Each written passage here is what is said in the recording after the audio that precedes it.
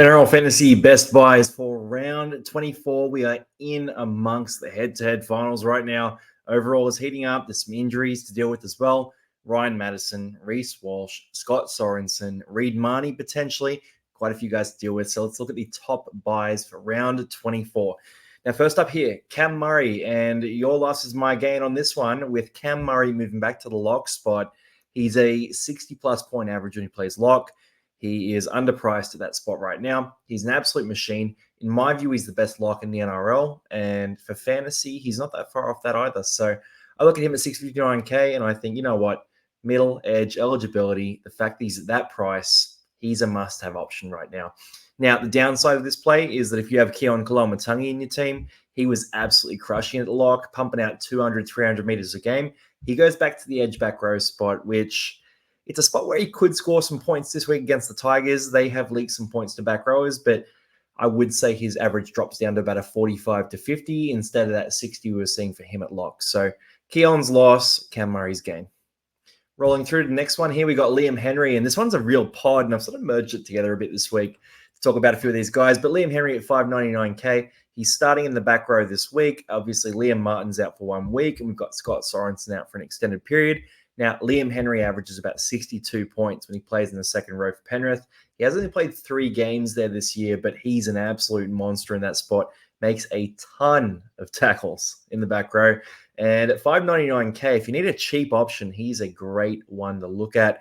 If you have a bit more cash, you can look at guys like Ola Kawatu. You can look at Hudson Young, like we talked about before.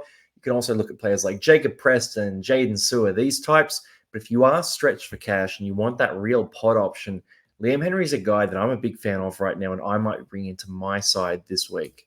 Third up, Tommy Turbo, and this one I just can't ignore at this stage, right? So pumped out a massive score last week, 80 points. Had a big one 2 weeks before that as well with another big score.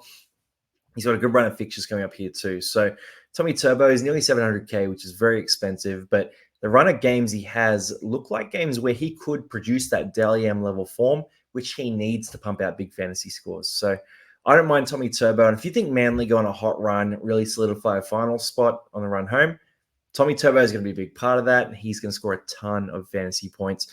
So this one's a bit of a specky. You can go for him, or you can take guys like Keanu Keeney, Kalen Ponga, Zach Lomax as well. They are the other options. Really, it's about which of those teams you back, because at the fullback spot, they're more reliant on their team winning games as opposed to just getting through work. So you're really sort of deciding between, Manly, the Dragons, the Titans, these sorts of teams. Picking one, backing their fullback as well. Fourth up here, we got Gus Crichton here, 705K, really nice price for him. And he is so underrated in fantasy circles right now. Now, Gus had a couple of quiet games in a row, but I look at him and I think, you know what, this last 4 weeks could be absolutely massive for him. Getting him at a huge discount. He is one of those guys who can go supernova for a short period of time. And I look at him at this price, I think as a pod, you can get Gus Crichton and you are absolutely cheering. Now, he's got a matchup against Parramatta this week, who they've been playing okay lately, but they can leak some big points. And Gussie Crichton, I'd tip him to score a try in this game. I'm tipping a big score for him in fantasy. You can get him as a pod. Him, I don't mind Connor Watson as well. He is one of those premium options, though, in the back row. And finally, Taniela Paseka, and this is more for the people who are looking for a cheapie here. So if you want a real cheapie, Maverick Guy is about 240K. He starts in the back row this week. I don't mind Maverick Gaia. But if you want a player who's a bit more expensive but can produce potentially end-of-bench level scores, Taniela Paseka at 384K scored 49 points last week. He's played about 50 minutes the last 2 weeks in a row, and they have a bunch of good fixtures coming up. So I look at Paseka and I think, hey, if I was buying 2 players this week and I could get Paseka plus a top-tier gun, that's worthwhile to me. That's absolutely worthwhile. Paseka should be a guy who's pretty reliable. Manly love him. He's their top front rower for sure. So he's going to get a bunch of minutes. He's going to get plenty of opportunities to score attacking plays. He's got good matchups where there's going to be plenty of offloads, plenty of tackle breaks, all that sort of thing.